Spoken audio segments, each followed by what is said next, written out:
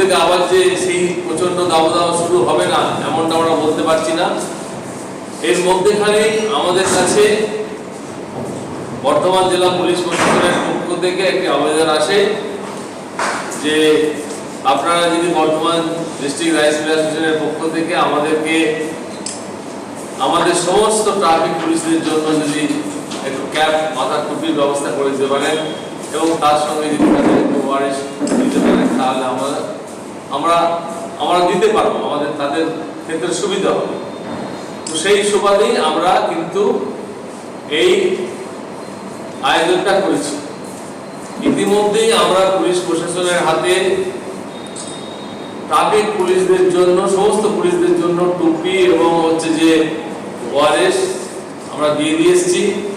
খাদ্য দপ্তরের সমস্ত কর্মচারী যারা রাস্তায় দাঁড়িয়ে ধান কেনার কাজ করছেন, মান্ডিতে জেলায় যেখানে যে ব্লকে যেখানে আছেন তাদের জন্য ব্যবস্থা করে দিয়েছি। আমরা আজকে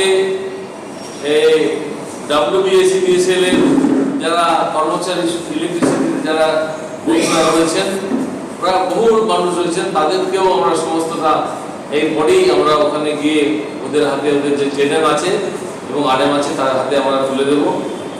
আর তার সাথে সাথে যারা দৈনন্দিন জীবনের সঙ্গে নিজেদের যুক্ত রেখেছেন তারা হলেন সাংবাদিক বন্ধুরা। আমি একটা সময় সাংবাদিকতা করতাম, সেই সময় আমি জানি যে সাংবাদিকদের কতটা পরিশ্রম করলে পরে পরিশ্রমের মধ্য দিয়ে তাদের দিনটা গুজরান করলে পরে কিছু ভালো খবর আছে এবং কত রিস্কের মধ্যে দিয়ে তাদেরকে মানে কাজ করতে হয়।